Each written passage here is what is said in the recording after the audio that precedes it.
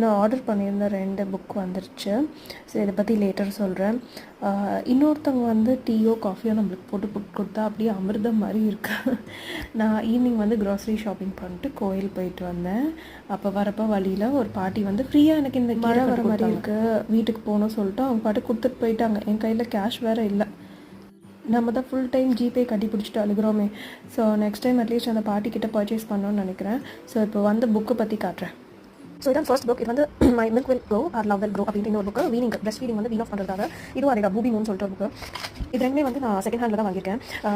It's good. எனக்கு அவ்வளோவா ரெண்டுலேயுமே இல்லஸ்ட்ரேஷன் பிடிக்கல. இதில் வந்து கொஞ்சம் ஓகேவாக தான் இருக்குது அண்ட் ரிப்பீட்டடாக இருக்க மாதிரி இருக்குது. இதில் வந்து இல்லஸ்ட்ரேஷன் ரொம்ப அழகாக இருக்குது. ஆனால் என்ன ஆயிடுதுன்னா லைக் கொஞ்சம் டார்க்காக இருக்குது இல்லஸ்ட்ரேஷன். அந்த பேக்ரவுண்ட் வந்து ரொம்ப டார்க்காக இருக்குது. சம்டைம்ஸ் ஸ்டஃப் எனக்குமே வந்து கொஞ்சம் டஃப்பாக இருக்கப்போ குழந்தைக்கு கொஞ்சம் புரியாமல் இருக்கும் ஏன் எல்லாமே ஃபுல்லாக டார்க்காக அப்படிங்கிறது.